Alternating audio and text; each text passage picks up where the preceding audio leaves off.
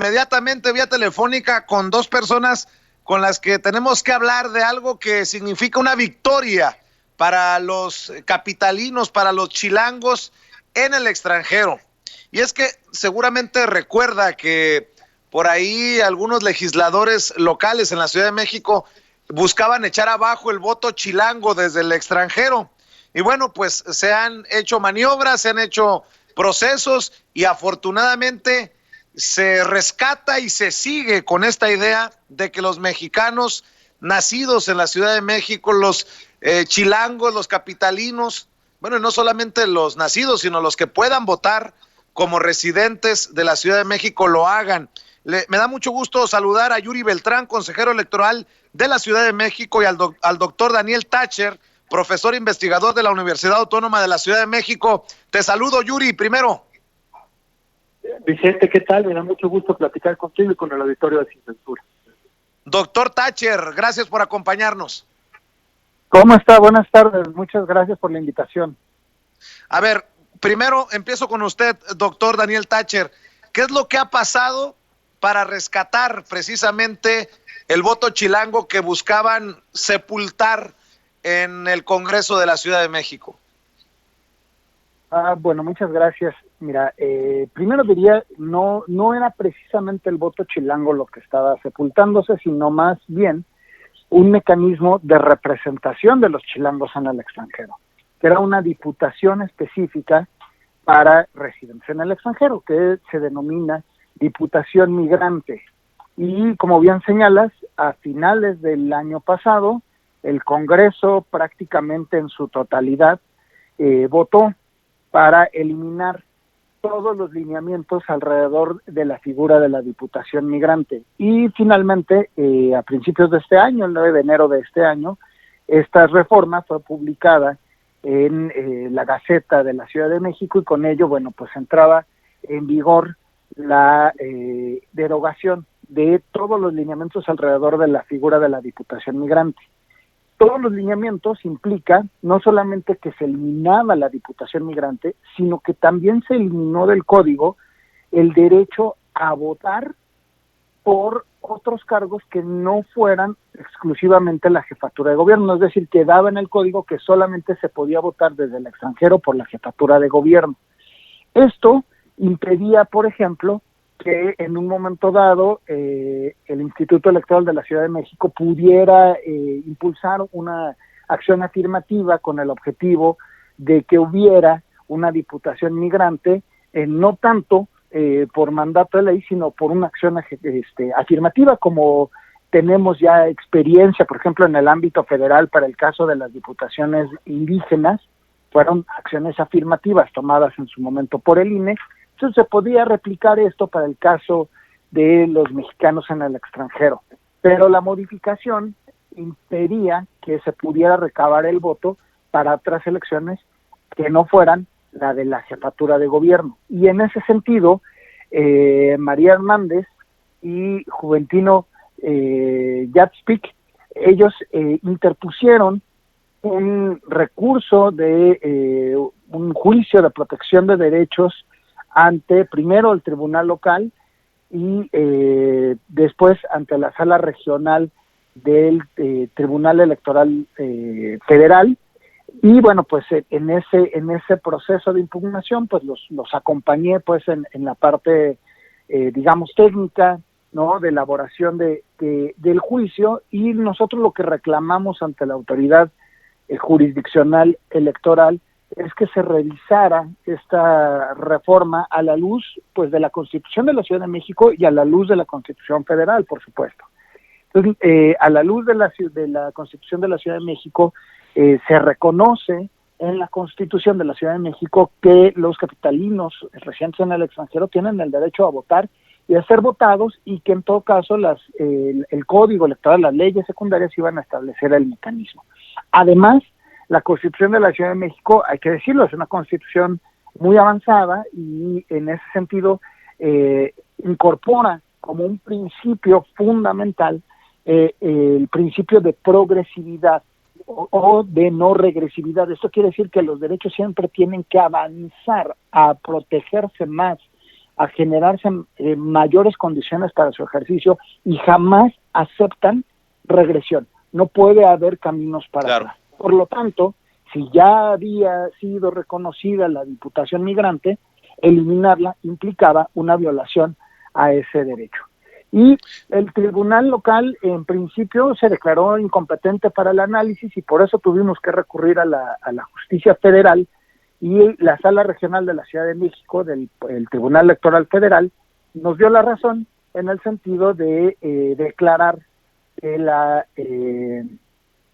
que la reforma emitida por el Congreso era, pues, inconstitucional a la luz de estos principios de progresividad, ¿no? Toda vez que ya había el Instituto Electoral de la Ciudad de México comenzado a elaborar, a desarrollar acciones para lograr que en la elección del año 2021 pudiera haber esta Diputación Migrante por primera vez, ¿no? Entonces se reconoce por el tribunal local que las acciones que comenzó a llevar el Instituto Electoral, conformando un comité de expertos para analizar los lineamientos, las discusiones propias que se habían dado ya en este marco, constituyen elementos de preparación para la elección del diputado migrante o la Diputación Migrante. Sí.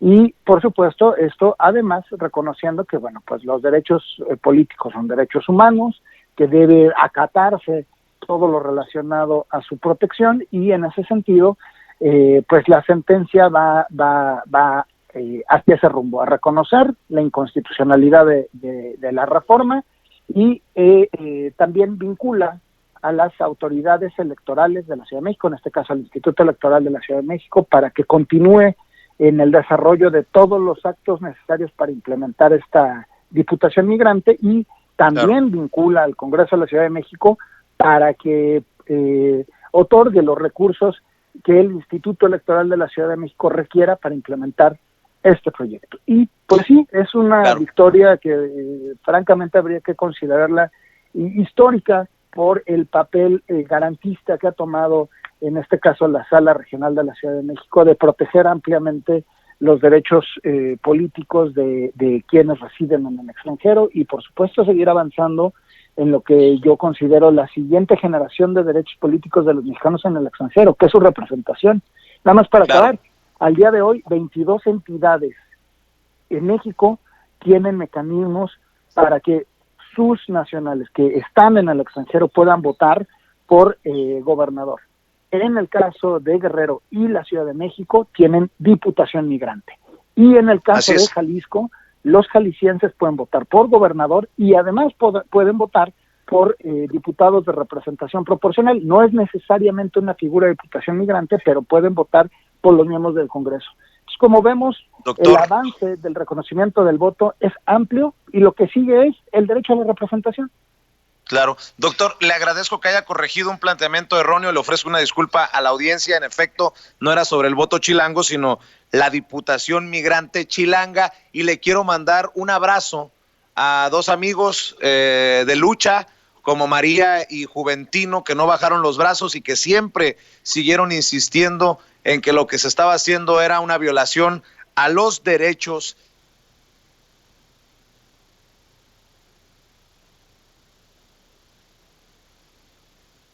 Así es, desafortunadamente perdimos la conexión con Vicente Serrano. Yo saludo a nuestros invitados, al doctor Thatcher, al doctor Daniel Thatcher y al consejero electoral Yuri Beltrán, que bueno, pues les pediría en estos momentos que nos amplíen un poco más sobre este tema, sobre la Diputación Migrante, una situación, yo se los digo acá desde Chicago, que hemos exigido durante muchísimo tiempo. Nosotros, los paisanos, los inmigrantes, los que vivimos aquí en los Estados Unidos, una figura que tiene que existir, una representación que en definitiva pues tiene que llegar.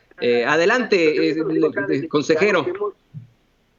Mira, yo lo que agregaría a tu planteamiento, efectivamente es una figura que ha sido muy socorrida desde las comunidades y desde los liderazgos del área de Chicago. En eso En eso coincido contigo. Yo le encuentro 3 ventajas muy importantes a haber recuperado la figura del diputado migrante. En un primer término, como un motor de la participación política.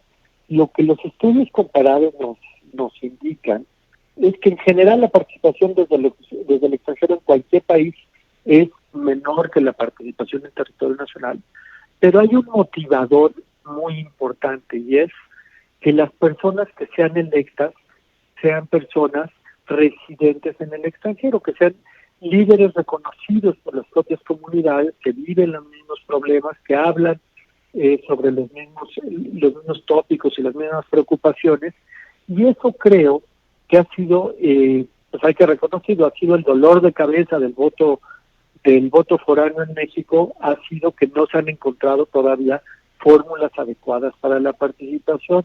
Pues no se iban a encontrar mientras los representantes electos fueran, en la enorme mayoría de los casos, personas avecindadas dentro del país.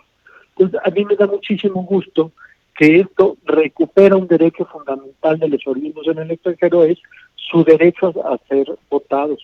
Los capitalinos que viven en Chicago o en cualquier lugar del mundo son tan capitalinos como los que viven en la colonia del Valle o en cualquier barrio de la Ciudad de México, y tienen que tener los mismos derechos. Segundo, no solo como participación política, sino como pluralidad en el Congreso. Hay 500,000 capitalinos más o menos residiendo fuera del país. Sin embargo, ninguno de los 66 diputados actuales ni de las legislaturas anteriores era residente en el extranjero, habla el mismo idioma, los mismos problemas y demás. Están expuestos a su propio contexto dentro de la Ciudad de México. Entonces, yo creo que le va a venir muy bien a los congresos del país, en este caso al de la Ciudad de México, pues empezar a escuchar cómo se viven los mismos planteamientos en código desde la visita, cómo se leen las mismas iniciativas de ley y cuáles serían sus implicaciones. Yo apostaría a que el debate se va a transformar de fondo. No se trata de un voto más, se trata de una voz que aporta un ángulo totalmente nuevo, y eso me parece que va a enriquecer la vida parlamentaria de manera muy, muy importante. Y el tercer ángulo positivo que yo vería es que esto devuelve a la Ciudad de México al lugar vanguardista que estaba en términos de voto extraterritorial, de voto foráneo. Miren, la Ciudad de México, los capitalinos que viven en el extranjero fueron los primeros en poder votar a través de Internet. Recordarán que en el 2002 el voto foráneo exclusivamente para los capitalinos fue por Internet y funcionó magníficamente bien. Después, en 2018, el Instituto Electoral de la Ciudad de México y los capitalinos que viven en el extranjero ensayaron formas distintas de comunicación, de vinculación, y eso permitió que la Ciudad de México tuviera no solo la mayor cantidad de votos, sino una proporción muchísimo más grande. Los 5 estados que le siguen, todos juntos, sumados, no tuvieron los alrededor de 21,000 votos de la Ciudad de México. 21,000 votos sigue siendo un número pequeño, sin duda, pero si se contextualiza en términos de otros estados que son más expulsores de migrantes, se verá todo ese músculo cívico que están ejerciendo los capitalinos que residen fuera del país. Y yo no tengo duda que en una oportunidad como la que se está recuperando con la decisión del Tribunal Electoral, pues las comunidades residentes en el extranjero sabrán responder con más participación, no solo en términos de asistencia a las urnas, sino de mayor involucramiento en los asuntos públicos de la ciudad, que le competen a ellos tanto como nos competen a quienes estamos dentro del territorio de la Ciudad de México. Consejero, déjeme planteárselo más firme. Le habla nuevamente Vicente Serrano y le agradezco a mi compañero Toño Ruiz que haya salido al quite por estas situaciones tecnológicas que en ocasiones no podemos controlar. ¿Puede haber una democracia plena sin la participación de todos? Y me refiero a todos los que estamos en otro país, pero que no dejamos de ser mexicanos. Ese sería el poderoso mensaje, ¿no? Me gusta mucho tu planteamiento, Vicente, y esto que es cierto para cualquier país, se vuelve doblemente cierto para un país como el nuestro, que tiene una tradición migratoria importantísima. Entonces, de verdad, es de ruborizarnos que todavía no tengamos representantes en todas las entidades federativas, pero por algo se empieza, por algo empezó el voto en el extranjero. Por cierto, buena parte de sus fuentes son en el área de Chicago, y esto me parece que va a ser un muy buen comienzo, que si sale bien será imitado por otras entidades federativas. Yo le aseguro al auditorio que en el Instituto Electoral de la Ciudad de México nos hemos estado preparando para este momento, para hacer realidad una experiencia agradable, la de la participación. El camino de la legislación electoral es sinuoso. Habrá que ir resolviendo desafíos. Te pongo uno, Vicente, que te va a resultar interesante. Dice la legislación electoral federal que están prohibidas las campañas en el extranjero, específicamente por el problema de fiscalizar recursos que se ejercen fuera del país. Eso quiere decir que desde la Ciudad de México tendremos que ir resolviendo cómo hacer vigente el derecho a la información, el derecho que tendrían todos los votantes para saber cuáles son los planteamientos de los candidatos, pero por el otro lado, que nadie incumpla esa regla que para nosotros obliga, y al igual que para el resto de los partidos políticos. Tenemos que decidir cuánto tiempo de vivir en el extranjero es exigible a un migrante, cómo serán las campañas, cómo escogerán a sus candidatos, vivirán en México o vivirán en el extranjero. Todo ese tipo de cuestiones finas, el método mismo de la elección, habrá que ser decidido por el Consejo General en las próximas fechas, ahora que se retoma el tema. Y partimos de una realidad que a mí me entusiasma, y creo que va a ocurrir contigo también, Vicente. Tenemos ya 93,000 credenciales chilangas tramitadas fuera del país. Jamás en la historia de la Ciudad de México había tenido un universo potencial de votantes tan amplio. Es más, la generación de trámites de credencial no se detuvo después del proceso 2018, siguió creciendo. Por eso es que ahora tenemos este universo tan elevado. Entonces, ¿cuál es el desafío ahorita? Pues incrementar el número de credencializados, asegurar que se inscriban al listado nominal de electores, y luego motivar que quieran votar en la elección del 2021, donde la Ciudad de México pasará a la historia precisamente por votar en forma decidida por una diputada o por un diputado migrante. Para cerrar con su reflexión, doctor Daniel Tácher, profesor investigador de la Universidad Autónoma de la Ciudad de México, si bien es cierto, habla usted de una victoria histórica y nuevamente el reconocimiento para María y para Juventino, pues hay mucho que hacer. Ya nos presumía el consejero Yuri Beltrán del voto electrónico. Hay muchas todavía batallas para el amplio reconocimiento de los mexicanos y sus derechos, los que estamos en el extranjero, ¿no?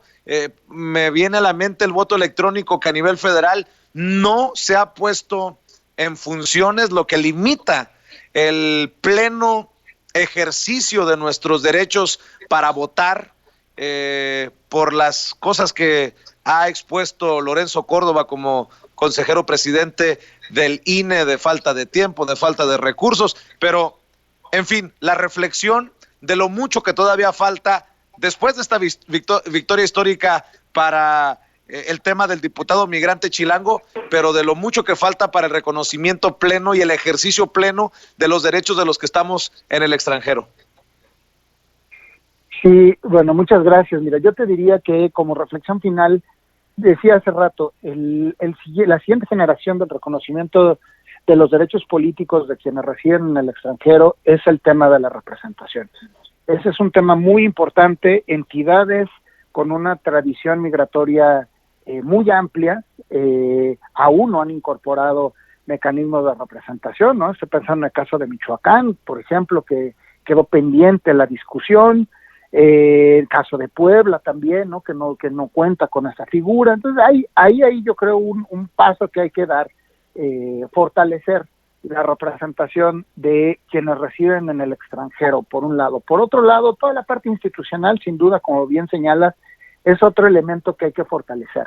Para la elección 2021, el Instituto Nacional Electoral ya está en fase de evaluar, de auditar el mecanismo para el voto electrónico, de tal manera que las ahora ya 12 entidades, porque eran 10 hasta hace 15 días, que la Suprema Corte estableció que la gubernatura en Baja California solo va a durar 2 años, entonces sumó Baja California 11 y ayer Ciudad de México 12 entidades que van a tener voto desde el extranjero en 2021, la van a poder realizar por la vía electrónica por internet. Ese es un procedimiento que ya está auditando en este momento el INE junto con la UNAM para poder hacer viable este mecanismo de votación electrónica que algunos creemos puede ayudar a aumentar la participación, pero todavía en términos institucionales hace falta mucho avanzar.